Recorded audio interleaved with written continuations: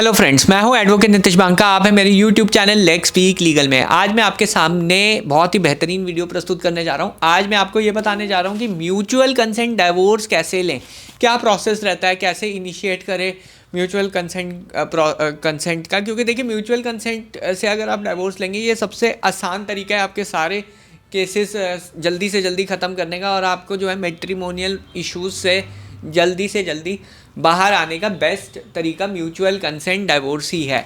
तो ये बहुत ही इम्पॉर्टेंट एस्पेक्ट है, और कैसे आप जो है म्यूचुअल कंसेंट डिवोर्स के लिए अप्लाई कर सकते हैं, कैसे आपको मिल सकता है और नेगोशिएट कैसे कर सकते हैं, बहुत इंपॉर्टेंट वीडियो है। पूरी वीडियो को देखिएगा। और अधिक जानकारी चाहिए आपको, लेटेस्ट अपडेट चाहिए, तो मेरा व्हाट्सएप ग्रुप ज़रूर ज्वाइन कर लीजिए। डिस्क्रिप्शन बॉक्स में उसका लिंक है, ज़रूर ज्वाइन कीजिएगा। तो अभी शुरू करते हैं वीडियो की म्यूचुअल कंसेंट डिवोर्स आप कैसे लीजिए।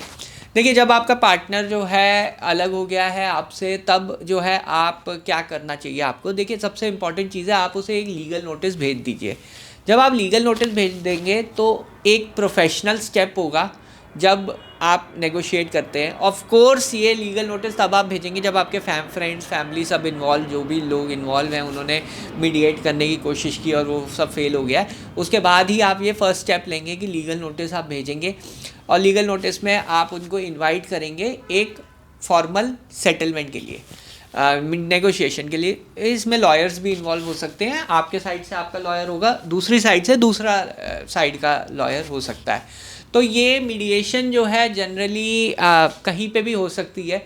आप लॉयर्स के ऑफिस में भी कर सकते हैं, या फिर ऑनेबल हाई कोर्ट में मध्यस्थता केंद्र है, वहाँ पे आप जो है कुछ फ़ीस दे के वहाँ से भी आप डायरेक्शन ले सकते हैं मीडिएशन के लिए। तो वहाँ पे एक फॉर्मल मीडिएटर होगा जो आपके जो डिस्प्यूट है वो सॉल्व करने की कोशिश करेगा। ये बहुत इफेक्टिव है, क्योंकि कोई भी लिटिगेशन में आप जाएंगे तो आपका टाइम, पैसा, एनर्जी सब खर्च होगा। तो उसको अवॉइड करने के लिए mutual consent is the best way out.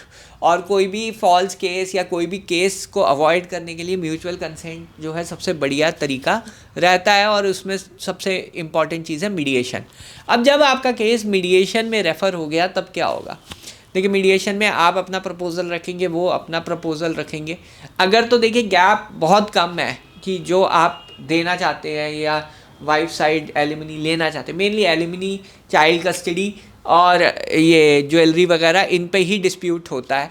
तो ये तीन एस्पेक्ट आपको सॉल्व करने हैं जब आप मीडिएशन के थ्रू जाते हैं, कि आप कितना एलिमनी देने को तैयार हैं, कितना जो है ज्वेलरी वगैरह, या फिर तीसरी चीज़ आपकी ये हो जाएगी कि आप जो है चाइल्ड कस्टडी कैसे शेयर करेंगे, शेयर्ड पेरेंटिंग कैसे करेंगे। ये सब एस्पेक्ट जो है डिस्कस होते हैं जब भी मीडिएशन के लिए केस रेफ़र होता है।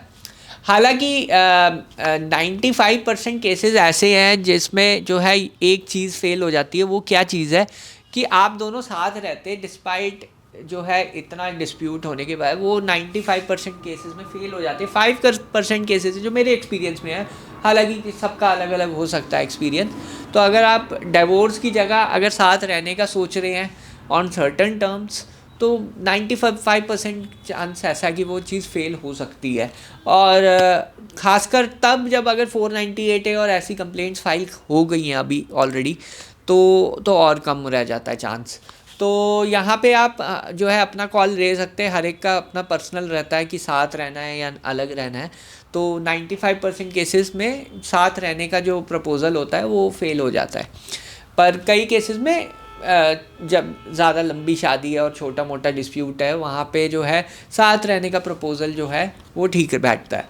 तो आपके ऊपर है कि आपको क्या सेटलमेंट से चाहिए, डिवोर्स चाहिए या साथ रहना है, तो वो उस हिसाब से आप नेगोशिएट करेंगे। जब आपकी नेगोशिएशन सक्सेसफुल हो जाती है कि दोनों साइड एग्री हो गए हैं कुछ टर्म्स एंड कंडीशन पे, एलिमनी पे, सब कुछ हो गया है।